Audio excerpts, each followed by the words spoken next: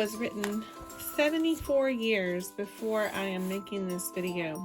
There's a picture of a kitchen. This book was published in 1948. You can take a second to look at the picture of the kitchen really closely and see what things you see that might be the same as your kitchen today and what things might be different from your kitchen today. And in this picture, this mom is doing something called canning. And she's not putting the food into a can, but it's still called canning. So she is taking food that is fresh from a plant, a fruit or a vegetable, and she's canning it. Often when we get canned vegetables, they look like this. They're something from the store, and that helps them stay fresh for a long time. We get some things in a jar, and that jar has been vacuum sealed shut. Like this can says that, or this jar says that it'll stay good for 2 more years from now. I bought this over a month ago and it'll still be good for 2 more years. And that's what this mom is doing. She has picked a fruit or a vegetable and she's cooked it, and then she's pouring it into the jar. And my mom and I actually do this too. We take vegetables from our garden. Last year I canned tomatoes, and you can can green beans. You cook it sometimes, depending on what it is, and then you put it in the jar. And then this is a seal that goes on. You can boil the whole jar to get the germs, to get rid of the germs and to get rid of the air, and to make this wax ring seal down to the glass jar. And then you put this ring on, and it keeps the food fresh for a long time. Is this what your stove looks like today? That's not what my stove looks like, but like I said, this book was written in 1948, so that was a long time ago in the past, 74 years ago.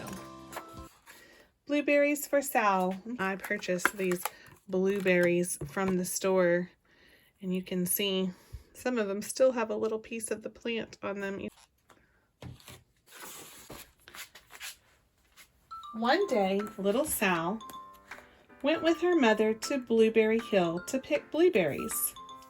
Little Sal brought along her small tin pail, and her mother brought along her large tin pail to put berries in. "We will take our berries home and can them," said her mother. "Then we will have food for the winter." Can you see the car in this picture? Does the car in this picture look the same as your car? It's another hint that this story's setting is in the past. And look at little Sal and her mother. Are they dressed the same way that you dress today?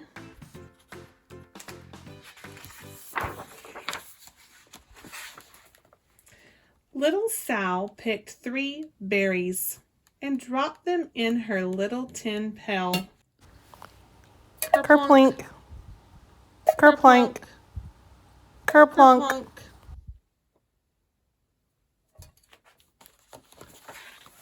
She picked 3 more berries and ate them. Then she picked more berries and dropped one in the pail. Kerplunk. And she ate the rest. Then little Sal ate all 4 blueberries out of her pail.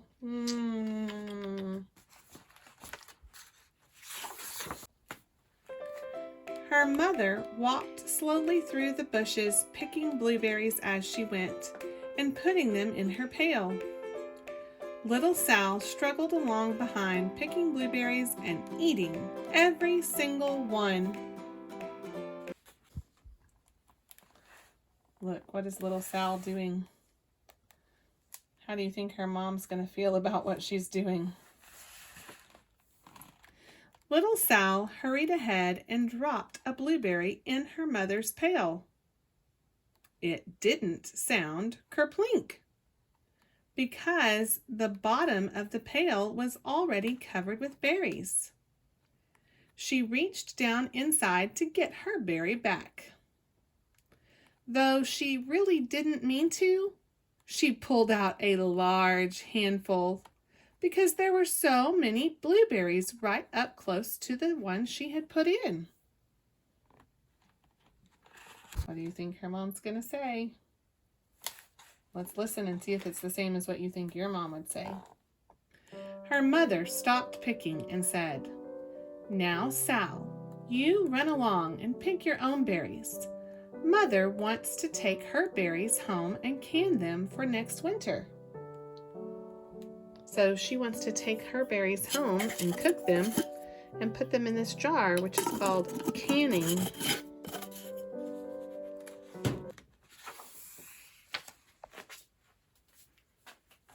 Look at Sal. Is she putting hers in a bucket to take home and can them? Her mother went back to her picking, but little Sal, because her feet were tired of standing and walking, sat down in the middle of a large clump of bushes and ate blueberries. There's Mom over there working hard. Here's Sal. On the other side of Blueberry Hill, Little Bear came with his mother to eat blueberries. "Little Bear," she said, "eat lots of berries and grow big and fat. We must store up food for the long, cold winter." Did Sal's mother say the same thing or something different to Sal than the bear did? Why did the bear tell her cub that he needed to eat lots of berries? I don't think the bears are going to can the berries. The bear wants to eat the berries and wants her cub to eat lots and lots of berries because they're going to do what for the winter? They're going to hibernate, so they need lots of energy for the winter. They need lots of fat stored up because they're not...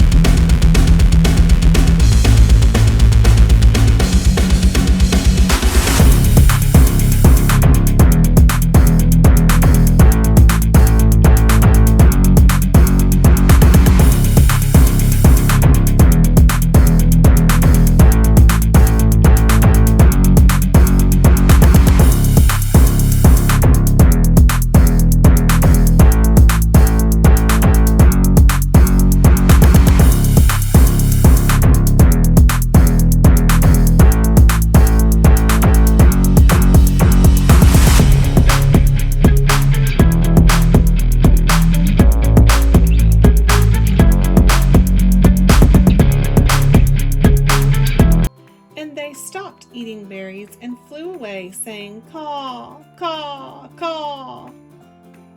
Then she heard another noise in the bushes and thought, "That is surely my mother, and I will go that way." But it was Little Bear's mother instead. She was tramping along eating berries and thinking about storing up food for the winter. Little Sal tramped right along behind. By this time, Little Bear had eaten all the berries he could reach without moving from his clump of bushes. Then he hustled off to catch up with his mother. He hunted and hunted, but his mother was nowhere to be seen. He heard a noise from over a stump and thought, "That is my mother walking along." Do you think it was Little Bear's mother walking along that he heard?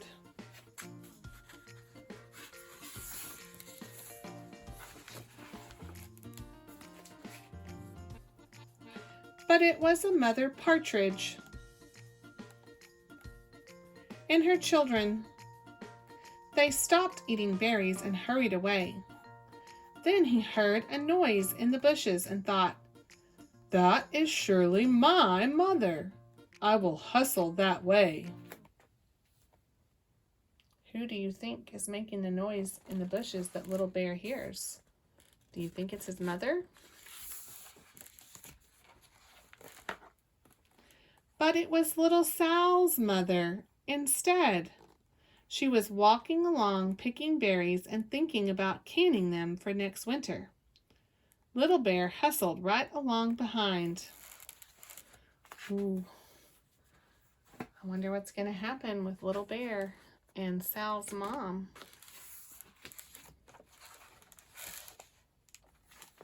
Little Bear and Little Sal's mother and Little Sal and Little Bear's mother were all mixed up with each other among the blueberries on Blueberry Hill. You see Little Bear and Sal's mother. And can you see Sal and Little Bear's mother? Those mamas need to look up and see what's going on.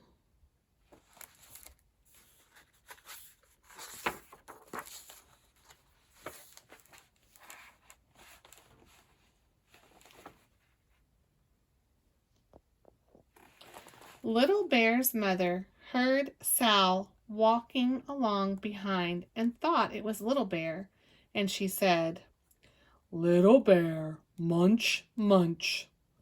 Eat all you can possibly hold. Swallow." Little Sal said nothing. She picked up 3 berries and dropped them.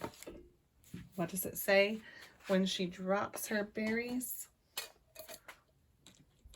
Kerplink, kerplink, kerplunk, in her small tin pail.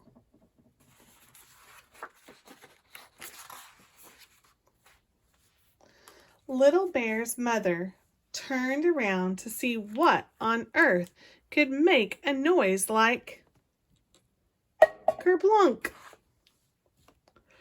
"Grumph!" she cried, choking on a mouthful of berries. "This is not my child. Where is Little Bear?" She took one good look and backed away.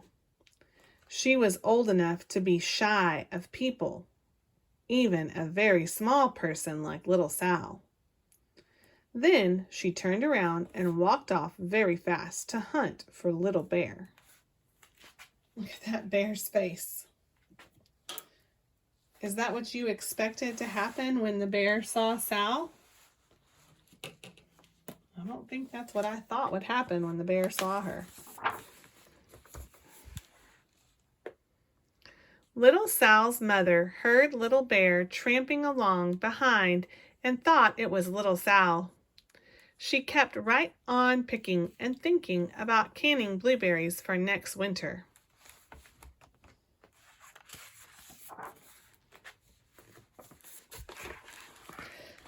Little Bear padded up and peeked into her pail. Of course, he only wanted to taste a few of what was inside, but there were so many, and they were so close together, that he tasted a tremendous mouthful by mistake. What do you think that means, a tremendous mouthful? "Now, Sal," said Little Sal's mother without turning around, "you run along and pick your own berries. Mother wants to can these for next winter." You think the bear knows what canning is? Little Bear tasted another tremendous mouthful and almost spilled the entire pail of blueberries.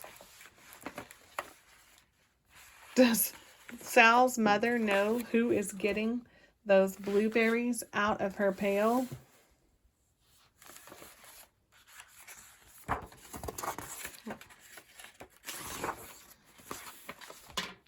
Oh, look at little Sal's mother's face. How is she feeling? Little Sal's mother turned around and gasped, "My goodness, you are not little Sal. Where, oh, where is my child?" Little Bear just sat munching and swallowing and licking his lips. Little Sal's mother slowly backed away. She was old enough to be shy of bears, even very small bears like Little Bear. Then she turned and walked away quickly to look for little Sal. She hadn't gone very far before she heard what did she hear? Kerplink, kerplink, kerplunk. She knew just what made that kind of noise. Little Bear's mother had not hunted very long before she heard a hustling sound that stopped now and then to munch and swallow. She knew just what made that kind of noise. Little Bear and his mother went home down one side of the hill, of Blueberry Hill, eating blueberries all the way and full of food stored up for next winter. And little Sal and her mother went down the other side of Blueberry Hill, picking berries all the way, and drove home with food to can for next winter. A whole pail of blueberries and 3 more besides. I hope you enjoyed the reading of Blueberries for Sal by Robert McCloskey.